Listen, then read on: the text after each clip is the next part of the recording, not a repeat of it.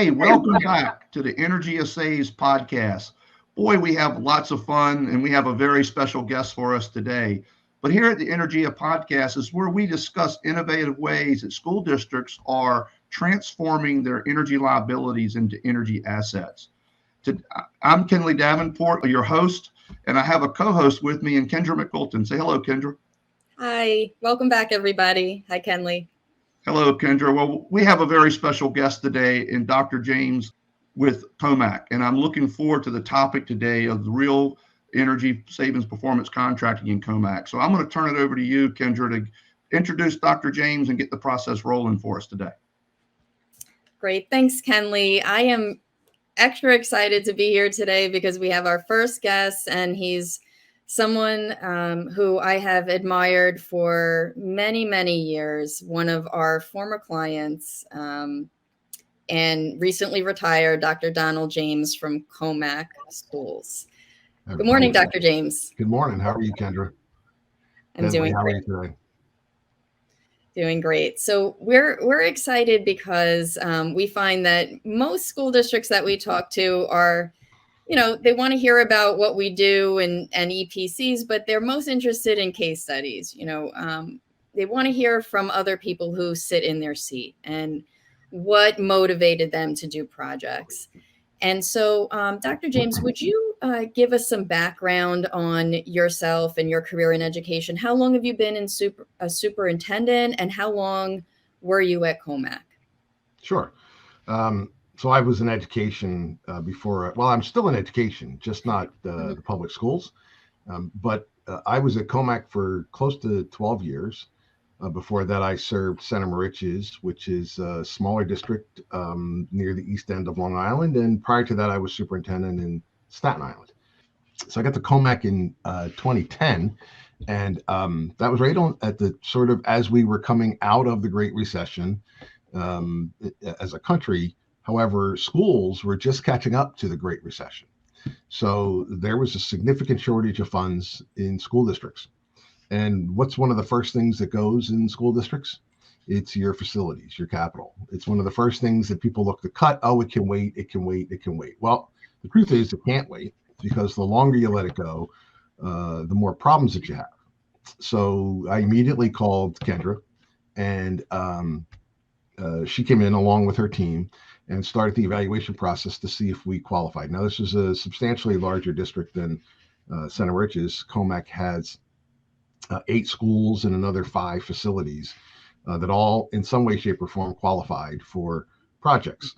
So we started looking at it right away. Well, we need some capital improvements that we can't afford right now because of the recession. And are there things we could put into a project that are capital in nature, but also result in energy savings? And of course, there are a plethora of different projects that we could put into the project. And Kendra and her team came in, did the evaluation, and then Johnson Controls, among others, came in to put together proposals, and they put together a very comprehensive proposal. I want to say, Kendra, our first project was about 17 million in Commack. Yes. 17 million. It included everything from roofs to boilers, which of course are capital improvements that schools need, to the envelope, which means making sure that your building is sealed in such a way that you're not losing energy, to of course solar. There was cogeneration, but maybe the biggest part was lighting. So the district was still functioning under fluorescent lights, which were energy burners, and of course not as good for the eyes. And I know it was a massive undertaking to replace basically every fixture in the district, or every bulb. They didn't replace the fixtures, but every bulb in the district, and move over to LED, which resulted in just hundreds of thousands of dollars in savings. And of course, the light is better. It's better for students. It's better for their eyes. There's a different type of reflection off the paper. So that project was tremendous. And that was where we really got started on, of course, as well, the solar piece. So one of the things that I think people want to hear about is the savings. And so the savings are substantial. So part of the process is that you're guaranteed enough savings and state aid to pay for the project. So for those of you out there that are in a position where you're going to have to figure out how you're going to finance this, you finance it the same way you would finance any other sort of bond project, except that you guarantee the money coming in through energy savings and state aid. And in fact, you end out with a positive cash flow. You end out with extra cash. So for argument's sake, you save $100,000 a year in electricity. You're also receiving state aid. That's enough to pay the bond. And in fact, like I said, we saw a positive cash flow to the tune of about $1,900,000 to $1 million a year. And people say, and I remember when I first started these projects in both districts, that sounds too good to be true. In fact, business officials that I knew didn't believe in it, thought there's no way that this can be true. It's just not possible. And so when I did this in St. Enrich's, and then again, when I came out to Commack, the first thing I did was embark on community engagement. So having a conversation with the community and educating them about what an EPC is, how the ESCO works, and what the guarantee looks like. So the ESCO is the company that comes in and does the work. And of course, Energia, which comes in and makes sure that the ESCO is doing exactly what it is that they should be doing. So you've got Energia working for you as a school district, because you may have some expertise inside the school district, but by and large, you're looking for an outside consultant to support you, because you know we're educators with some level of expertise with regard to facilities, but we got to be honest here. You need somebody who's an expert in understanding the energy performance process, and that's where Energia came in, and they're with you the whole time. Hand in hand, they work with you, no matter which company you pick for your ESCO, whether you pick Johnson Controls or one of the others, and then they continue to work with you. So it really it is extremely beneficial to have that in place. And then the savings, of course, feed the budget, which is important. But you had to build that level of trust with both the community, inside staff, as well as the Board of Education. And one thing that people commonly misunderstand is the fact that the ESCO is bonded. So they must guarantee the savings. And if they can't produce the savings, they actually have to write you a check for any difference. So if you're guaranteed between savings and aid $200,000 a year and you only save 150, they make up the 50,000. But the good news is they don't do that forever. What they do is then come in and correct anything that may not have resulted in the savings they had originally predicted. I never had that happen. I did a project in, like I said, in St. Enrich's. I did 2 big projects in Commack, except that with each one of those, there was sort of a part 2. So by and large, I would say we really did 5 projects. And those 5 projects resulted in substantial cash flow for the school district. So Kendra, I've been talking a lot. I don't know if you want to jump in or if you want me to keep going, because I like I said, when we started, I said I could keep going on EPCs and energy performance. I can be I'm your biggest fan. I think the process and the way that you folks support the school district is just tremendous. So I'll turn it back to you for now, but if you want me to keep going, just let me know. Oh, thank you so much, Dr. James. I hesitate to break your flow there. It's been, I think it's a wonderful thing to share your experience, with a lot of school districts that, some of them are still very skeptical. That's the biggest problem we have, is that this sounds too good to be true. Where's the catch? And so your explanation of how it's really not too good to be true, but you got to go about it in a thoughtful, controlled manner is very, very helpful. I'm sure that will help a lot of people. I would love to hear a little bit more about the community's reaction, as well as the student body's reaction to the project. And I would love to hear your perspective on what you thought was the most exciting piece of the project. Maybe was it the solar, or, what was the most beneficial, positive piece of any of the projects that you've done? Sure. So the community reaction has been tremendous. So one of the things that we really worked hard at was making sure that we kept the community in the loop from the beginning. So as soon as Kendra and Energia got involved with us, we did community presentations. As we worked through the process, we continued to do presentations. And then when we landed in ESCO, they would come in and do presentations on the work that would be done. And then as the work was being done, we would highlight the work. Mm-hmm. So people got really excited. You could see board members, and actually board members would frequently say, okay, when are we going to get to this part of the project? Mm-hmm. And it's always the mundane, so to speak, which are almost invisible, that people don't ask too much about unless there's a problem. So the roofs go on, and these are great, amazing projects for the school district. And people are like, that's great, whatever. Thank you very much. When are we going to get to the solar? Yes. When the new lighting goes in, the lights look good. When are we going to get to the solar? When are we going to get to the cogeneration? When are we going to get, and of course, you can't get to the solar, right, until you do the roofs. You can't put the solar on and then come back and do the roofs. So you have to put the roofs on first, right? So I think keeping everybody involved from the outset is key to the success of the project and to breaking down any misconceptions that people have around the viability of the project. And I would say in Commack, we never, once we started that process at the beginning and sort of kept everybody in the loop, we didn't really have resistance of any kind. People were like, yeah, this is great. Keep up the good work. And of course, we were able to move money out of capital and over to pay the bills. But then we also have an extra $900,000 pretty much every year. And what we would do is say, hey, this is what we're going to do with this. So the people sort of saw the benefit, aside from what we saved and it just went into the pot and nobody really knew where it went. All this work resulted in X.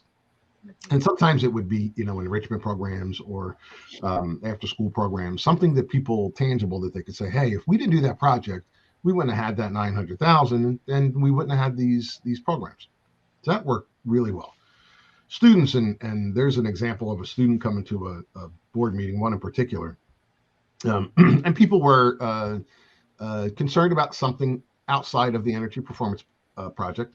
And this student stood up because we had announced that night that the solar project that we'd been working on for a decade was just about complete, right? So, and when I say complete, I mean that upon completion, all 8 schools in the district would no longer draw electricity from the grid. So all eight schools would be off the grid. I mean, which is just astounding that you could pull that off.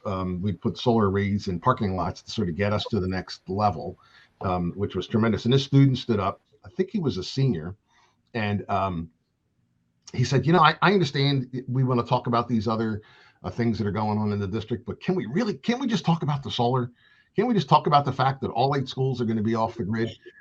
Which was tremendous. That this kid keyed right in on it. I think at one point he may have come over and visited you over there at Energia, but he was just tremendous. And there was a level of excitement among the students around the carbon footprint that was slowly shrinking for the school district. So aside from the fact that you have this tremendous savings and funds, you have better light for your kids, you're cleaner, and the energy that we were burning was substantially reduced.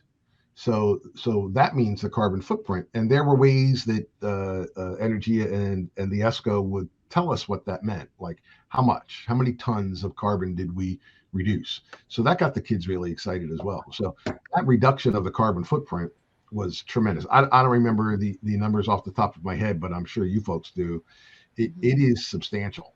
At one point, I think they told us how many cars would in essence be taken off the road by the fact that we were no longer burning electricity from the grid, that we were all solar, and it was in the hundreds. So it was substantial, the reduction of the carbon footprint. And the students were involved in and really excited about 2 things. One is the engineering aspect and how we were able to do this, and the other was, of course, the social consciousness around the carbon footprint for the school district, because schools do burn a tremendous amount of energy. If you think about, we have about 8,000 people in 8 buildings every day using computers and lights and everything else. And of course, the heating of the schools. One of the things that you guys put in, which was really beneficial for us, was what are known as dual burn furnaces. So the furnace can burn either oil or gas. And right now, with oil, the price of oil going through the roof, the district can switch to gas, which, if I'm not mistaken, the price of gas has actually dropped.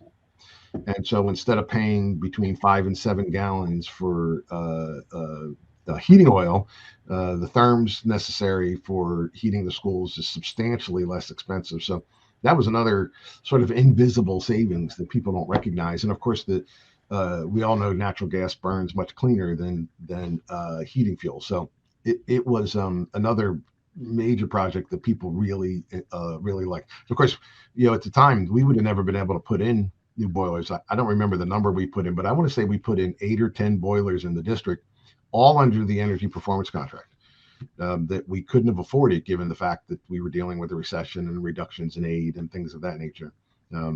With those reductions in aid, we could put boilers. In fact, we had one school that the boiler just went completely right, in February, and of course we had one coming in from our EPC, which really helped us out. So again, I know I'm going on, Kendra, but I think in my career, outside of the educational process and building educational programs, this was one of the most exciting things that I was ever involved in around the schools. I mean, it truly, and I'm not just saying. I mean, I would say nothing rather than give false accolades. This process was just tremendous. I would recommend it to anybody. If Kendra comes in and says you could do this, you should do it.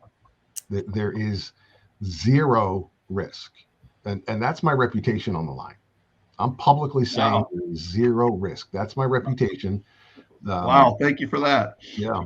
So thank you, Dr. James. That is just so humbling. And I really do appreciate your words. And I do think that means a lot there certainly are a number of districts that are on the fence still about performance contracting. So someone with your educational legacy and leadership and experience with these projects, I think will go a long way with helping more districts take that leap and really see it for what it is, which is something that's really positive in the community. Before we go, I would like to give you an opportunity to talk a little bit about what you're currently doing, and if there's any superintendents or aspiring superintendents listening, how they might connect with you, because I think you're doing tremendous work right now, and I want you to have a chance to speak about it quickly. Oh, thank you, Kendra. So I'm still in education. I work for a company called CITE, spelled with a C, CITE, the Center for Integrated Training and Education.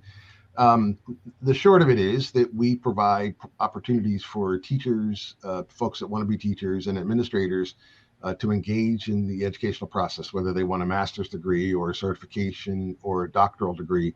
And we do it in a sort of a disruptive manner, meaning we offer the programs on the weekends. They're in cohorts, and they are some of the least expensive in the state, if not the least expensive. And why I really love the work is because, we work with people that want to do really good things in schools, but might not otherwise sort of be frozen out of the traditional higher ed process. And I'm engaged with principals and superintendents in the tri-state area regularly.